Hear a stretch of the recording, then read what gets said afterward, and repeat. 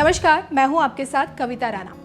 महान लोगों की बात ही महान होती है। हिंदी जगत के महान लोकप्रिय लेखक मुंशी प्रेमचंद की मानव जाति सदैव ऋणी रहेगी। उन्हें परवाह थी तो बस अपनी कलम की धार की, ना फटे जूतों की, ना ही गरीबी से तंग हाल की। वो साहित्य को सच्चाई के धरातल पर उतारने वाले और आधुनिक हिंदी कहानी के पितामह और उपन्यास सम्राट थे। इस साहित्य जगत के महान सम्राट के जीवन की शुरुआत गरीबी से नंगे पांव हुई थी। प्रेमचंद जी का जन्म 31 जुलाई 1880 को वाराणसी के निकट लम्हे गांव में हुआ था। उनकी माता का नाम श्रीमती आनंदी देवी और पिता का नाम मुंशी अजायब राय था। उनके पिता लम्ही में डाक मुंशी थे और प्रेमचंद जब 7 साल के थे तभी उन्होंने लालपुर के मदरसा में शिक्षा प्राप्त करना शुरू किया। मदरसा में प्रेमचंद ने मौलवी से उर्दू और फारसी भाषा का ज्ञान प्राप्त किया। अंग्रेजी, दर्शन, फारसी और इतिहास लेकर इंटर पास किया और बीए पास करने के बाद शिक्षा विभाग के इंस्पेक्टर पद पर कुछ समय तक कार्य किया।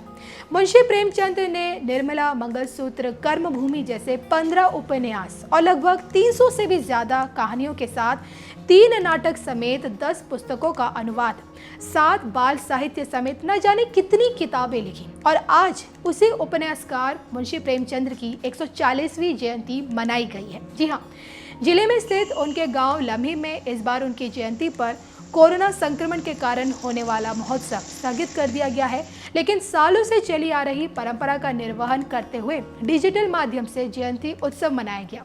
विधवा विवाह जैसी रूढ़िवादी परंपरा के खिलाफ प्रेमचंद ने आवाज उठाई और इस प्रथा को समाज से खत्म करने के लिए उन्होंने एक विधवा महिला से शादी भी कर ली, जिसके बाद उन्हें घर से निकाल दिया गया था।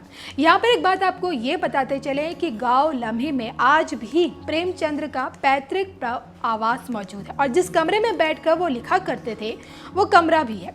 गांव वालों की माने तो उनका घर और आंगन आज भी उनके होने का एहसास दिलाता है। उनके घर और स्मारक के व्यवस्थापक सुरेश दुबे ने बताया कि दुख बस इस बात का है कि सिर्फ जयंती के अवसर पर ही उन्हें सिर्फ याद किया जाता है। उनके घर के बगल में एक संग्रहालय भी है जहां पर उनकी लिखी किताबें और उपन्यास मौजूद हैं। संग्रहालय में मुंशी प्रेमचंद जी का हुक्का और चरखा भी रखा गया है और उनकी स्मृतियों को संजोने का काम ग्रामीण खुद अपने अपने स्तर पर करते हैं। स्थानीय प्रशासन और सरकार की ओर से गांव को विकसित नहीं करने से ग्रामीण बहुत निराश है और इंटरनेट के इस जमाने में सब कुछ डिजिटल किया जा रहा है, लेकिन उनकी रचनाएं अभी तक केवल किताबों में ही सिमट कर रह गई हैं।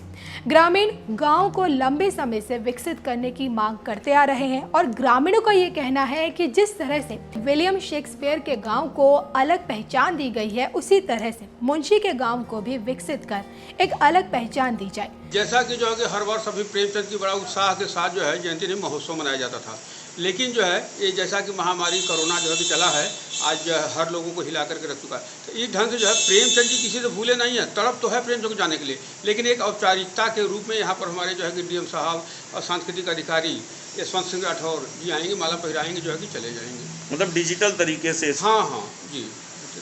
गांव में क्या स्थिति है इस बार? कैसे प्रेमचंद जी के गांव को सुरक्षित रखा है? घर को क्या है अभी वर्तमान स्थिति क्या है? देखिए, प्रेमचंद जी के लिए जो है रोड बना, मकान का मरम्मत हुआ, शोध संस्थान बना, लेकिन जिससे प्रेमचंद की पहचान बनी पुस्तकालय।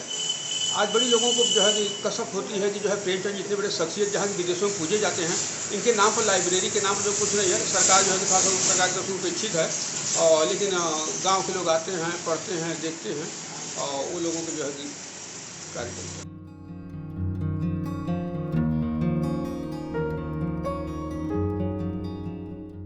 वाराणसी से शिवम गुप्ता की रिपोर्ट।